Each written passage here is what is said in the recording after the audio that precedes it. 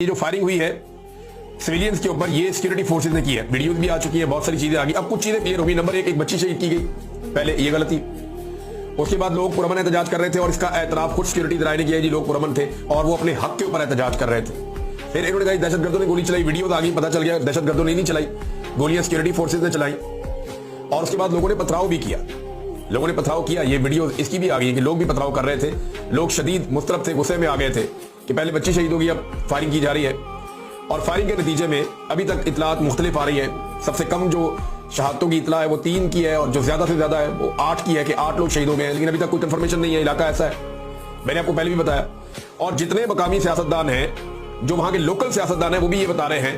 اسپتال جو لوگ ہیں وہ بھی یہ بتا رہے ہیں کہ سیکورٹی فورسز نے فائرنگ کی ہے. جو لوگ زخمی ہیں وہ خود بتا رہے ہیں کہ ہمیں گولی سیکورٹی فورسز نے ماری ہے.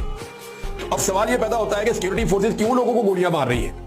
یہ کیا نیا شوق چڑھ گیا ہے؟ ایک تو پشتون کو اس کے پورے امیج کو تباہ کیا جا رہا ہے. جو ابھی ایک ڈرامہ ہم دیکھ رہے تھے کراچی میں یونیورسٹی کا, اس میں شلوار قمیضیں پہنا کے پشتونوں کی طرح داڑیاں رکھ کے وہ شو کرتے ہیں جیسے یہ دہشت گرد ہیں سارے. آپ پورے ایک کلچر کو دہشت گرد قرار دینے کے تلے ہوئے اور ان کو مارتے چلے جا رہے ہیں. کیا ان کا خون کا رنگ کوئی اور ہے؟ کیا وہ کیڑے مکوڑے ہیں, وہ انسان نہیں ہے؟ کیا صرف آپ کے حقوق ہیں, ان کے حقوق نہیں ہے؟ کہ لاہور میں اور کراچی میں کسی کو کچھ نہیں ہونا چاہیے, راولپنڈی میں کسی کو کچھ نہیں ہونا چاہیے, لیکن یہاں کوئی پشتون مارا جاتا ہے تو مارا جائے, کوئی بلوچ مارا جاتا ہے مارا جائے, کوئی کوئٹہ کا رہنے والا ہمارا پشتون مارا جاتا ہے تو مارا جائے, کوئی غریب مارا جاتا ہے چلو پنجاب کا بھی تو وہ بھی مارا جائے. صرف حق جو ہے وہ پاکستان میں اشرافیہ کا ہے. یہی انسان ہے, اشرف المخلوقات صرف یہ ہے, باقی سارے کیڑے مکوڑے ہیں.